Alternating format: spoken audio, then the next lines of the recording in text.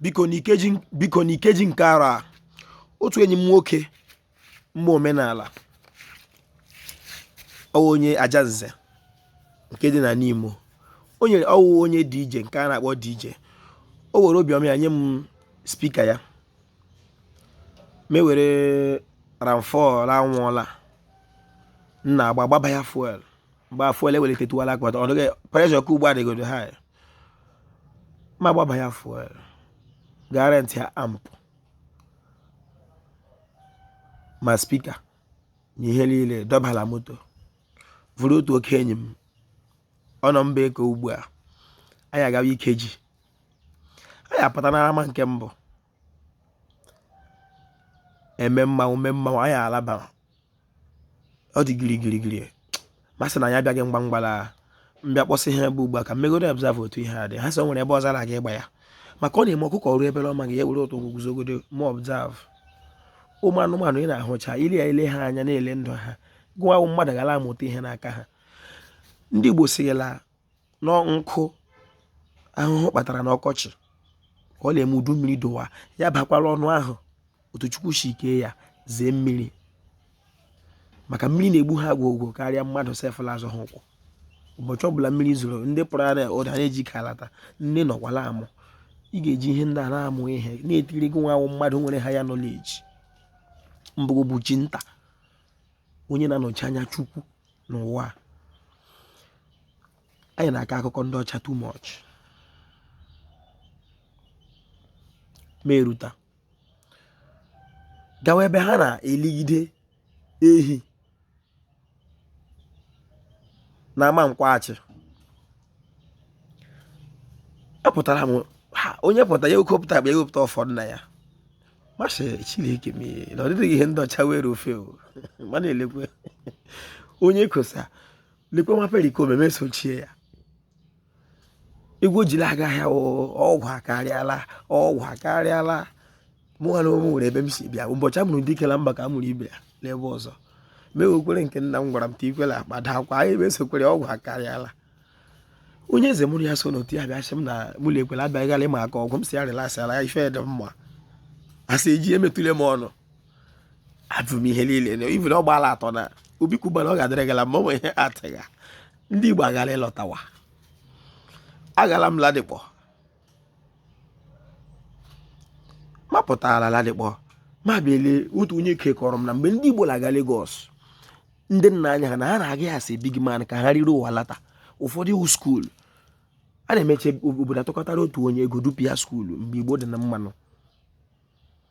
ọha atụkọta ego dupu ofu onye skuulu ọ mmadụ atọ maọbụ anọ mgbe Igbo dị mmanụ. Onye Igbo gawara Eko ugbu a nnọ m lee ụmụ Igbo anyị na-akwatachi baro na Ladikpọ ha batala vileji ala ekele m ha na-akwatachi baro ihe mụ ha gara na Europe na-arịọ ka enye m ka rụọ ha ekpedịghị ka rụọ ya ha ekpedịghị enye m ihe ha chọrọ nnọọ ka m mee nke ha si m mee baro n'ụkwagara Ladikpọ ndị na-akwụ ụgwọ ụlọ ndị mana ahụhụ ịtagha ndị nna ya ataghị ụdị ahụhụ ha ihe ọma dị ebe a unu lata ka ime ụlọ. Home is where you belong. Home is not where you live. Ojofo lekwu nwoke Olu Okoro. Aha ụmụ Nkwachukwu Ojiagba na-akpọ m Ojofo. Abụ m onye Olu Okoro nke dị na Ụmụahịa n'obodo nke Chineke n'okwu bekee. I'm from Olokoro in Ụmụahịa South, local government area of Abia State. Obodo nke Chineke 1 n'ụwa niile. Obodo a dị nsọ. O nwere ebe m gara ajụjụ n'ime Olu Okoro. Onye okenye asị m na ebe a ka ụwa bidoro. Uje ekpebedịghị m ihe m kwara sị ebe Igbo bidoziri dịka mmanụ tile ka nwata ihe ahụ ebe ahụ ụmụ igwe tiri Igbo nọ ebe ahụ obi ya mụ lekwa obi ya ma ele ya ya sị m lekwa ụlọ osisi a na ebe ahụ na ha dị 8 villages na anyị ga-aba n'ime ya m gụọ ụlọ na n'ime na ọ dị 8 makpọ ya egwuregwu banye ịnọkwanyere m osisi lele anya elu ga ahụ eluigwe otu ụzọ ka esi aba 8 ha dị 8 ama 8 mana ebe ahụ bụ nsọ dị egwu o nwere ihe na ị ga-emenwu nwere ụdị onye na-aga nwụọla ihe eme ya ị ga-adị nsọ ịchọkwa na ịdị nsọ ị ga-asọ ihe ala ya na-asọ ihe ala ya na-asọ sọ ya ha na-eri garie ha na-eri garila ndị nna gị mara iwu ahụ gara ịla gwa nna ha ka ha gwa gị ndị nna nna anyị gwara ka agwa anyị ndị ọcha ebe a na-ga-akọ ndị ọcha akọta ụfọdụ akọtaghị ndị nna anyị ndị ọcha tara taa ha mgbe ahụ ka ilu ji laa ma ka eji agwa ochie dị ka ọ ga-adịrị gị la ma onwe ihe ga-eme gị ma nọrọ n'ama Ikeji si ebe m ahụrụ omenala onwe ihe m na-aga ịkọla ndị nka ma omenala ma gakwu ebe setịrị spika ma jụ onye digeshi ya olee onye kpọrọ gị ọrụ ya tụọrọ m aka vice chairman ha na-ama nkwaghachi o ji ọfọlikwu si ya dede na achọrọ m ka m ewere ihe a ka elekwele ndị ọhaneze gwa ha ebe m shi ya si na m ga-enye ya 20,000 naira masha dede na izu olele ihe ahụ nwaanyị nọ nna gị ịṅụ onwe ego m nyere ị ga-ezuru mana ka m kelee ndị Ife na awụ m onye Igbo ana m anọ n'akụkọ bi tupu m abịawa na ndị Arondizuogu shi arụ oke Igbo ebe m shi bịa nwekpere mmetụta mụ na gị nwe nwanne mejikwa ya vidio mụ na Mike Ejiagha mgbe m gara ikele ya o kwedịghị lele ya eduopi ya ihe dị ya mkpa lekwe gosi ya ejinighị m ehiela m na họteelụ ebele m nka lele m bụcha ngwongwo mana achọ m ibute ya maka ụdị ebube mmanwụ na-evu abịa mbutuchekwe n'ihe ndị ihe m bụ mebie mana ka m kelee ndị Ife wuti nke ahụ seterela steji ye 20,000 masha na m ka m nye ya 5,000 were ṅụrụ mmanya ya ajụ na ụlọ chairman ya bịa sefla nọ mana ọ biznes ka m bịa sị ya awụ m social media ahịa na m na-epost ya mana lekwa ihe m na-eme mezi ya vidio ndị m nwere ya ekpechiri mgbe ya bụ ihe m na-eti mkpofu ụbọchị sị na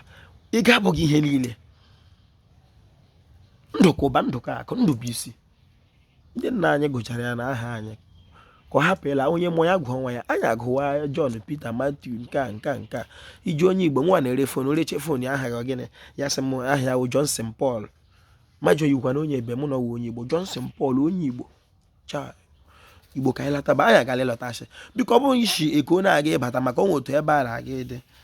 ekwesịghị ịgwa gị agwa onwe otu ebe a na-aga ịdị maka na Mike Ejiagha asị gị ekwekwele maka na ịhụrụ mmadụ n'anya were ihe ruru onye ọzọ nye ya ewere ihe ruru Igbo nye onye ọzọ ọ bụrụ na ọ dị gị mma nke m na-ekwu ebe ahụ nke m menwụrụ dịka mmadụ ọ dị gị mma gbachikwa nkịtị mana ọ bụrụ na ị na-aga ịbata ịmatawala ihe na ị kwesịrị ime ebe a na ndị Yoruba anyị na-atụrụ ego na-eje ga agba private jet ha arịọlị gị nwanna ha ka ọ hapụ anyị ka anyị chetụkwana na isokwanụ biri n'obodo a ị na-aga ịbata ọmaga n'aka odogwu bita asụsụrụ aṅụghala m nke ṅụga nke ododo bikuba na nwedịghị ha chọrọ imere mana ya dịwa ebe ọ dị mma na ha ga ma na-aṅụkwa ihe odogwu ha ma nke dịkwa ya nke na-aka m na-aga ịta itu na